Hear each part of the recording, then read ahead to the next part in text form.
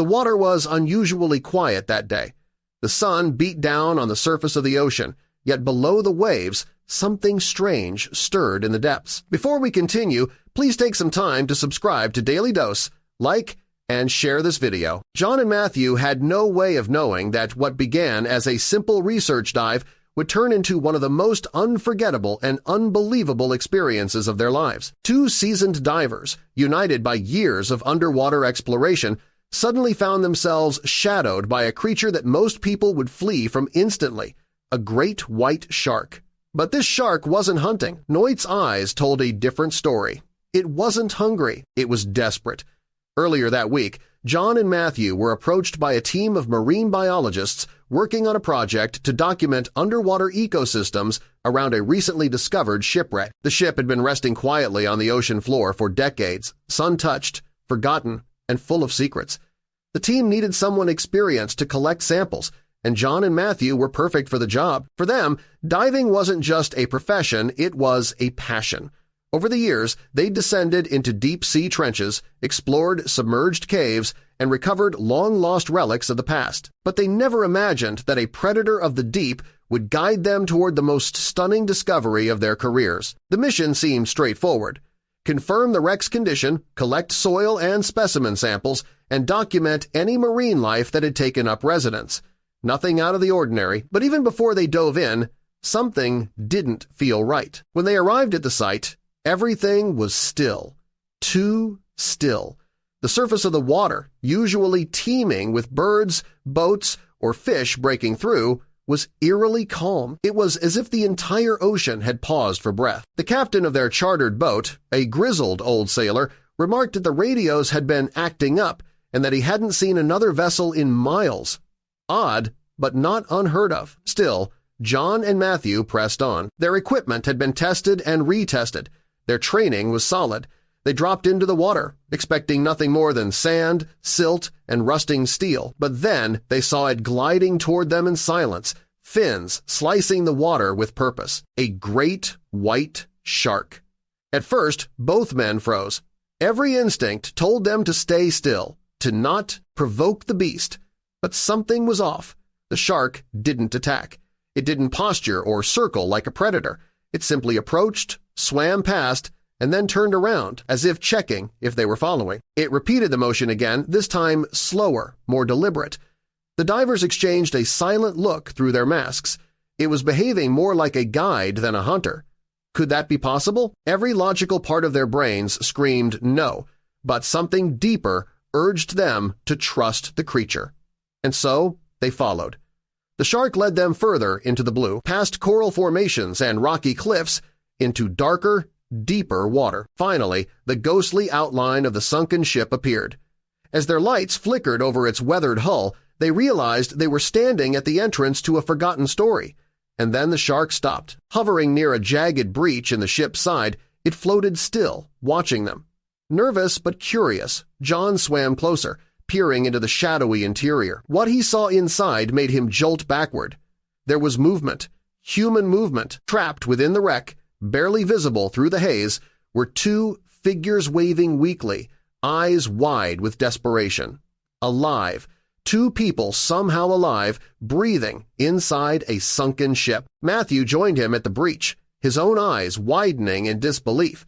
They signaled each other in a frenzy, adrenaline taking over. The shark moved slightly aside, as if to clear the way, watching as the divers sprang into action. There, inside the ship, was a small pocket of air, likely formed by the ship's structure and trapped when the vessel went down. The two survivors, later identified as amateur divers who had gotten lost during their own exploration 2 days earlier, had been living off the little air and water they had left. They had no way to escape, and no one even knew they were still down there, except the shark did.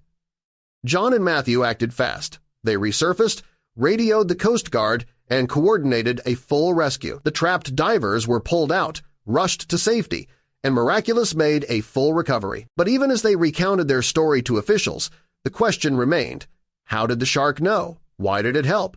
Back on shore, marine biologists weighed in. While the behavior was highly unusual, dolphins, whales, and even some sharks have been known to display empathetic tendencies in rare situations, but never like this. Never guiding humans to save other humans.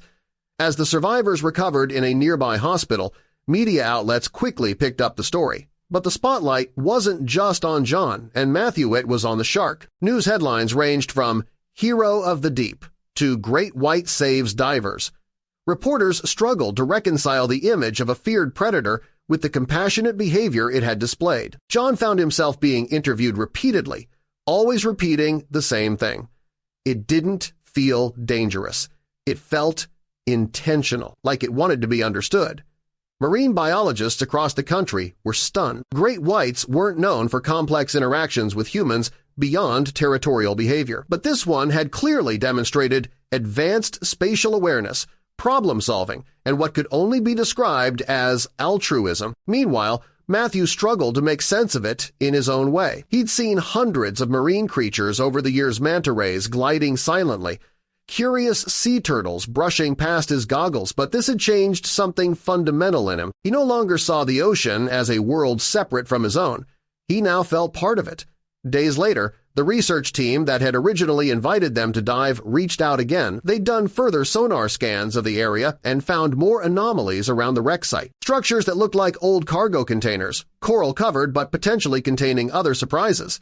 They invited John and Matthew to return, and despite the lingering nerves, they both said yes. When they dove again, this time accompanied by a professional camera crew and marine behavioral scientists, there was no sign of the shark at first. The waters were still the same as before, but the feeling was different now. Not ominous, watchful. As they approached the shipwreck once again, Matthew's light caught something in the distance movement. Not fast, just a shadow gliding through the water.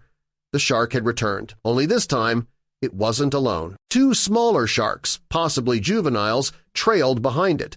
The lead shark swam closer but didn't engage. Instead, it circled once and then remained at a distance as if to show it was watching over them, but not interfering. Scientists on board captured the moment, stunned at what they were witnessing. It wasn't common behavior. It wasn't aggressive.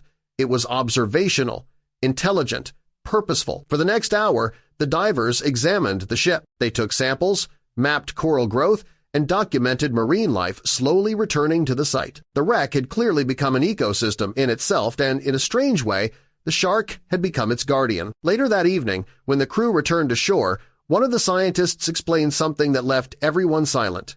If we accept that dolphins can show empathy and whales can grieve, we must be open to the idea that some sharks, perhaps very few wave, evolved emotional intelligence we're only beginning to understand.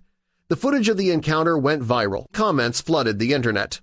Who knew sharks could be the good guys? Real-life Finding Nemo with a great white instead of a clownfish. This gives me hope for humanity and the animal world.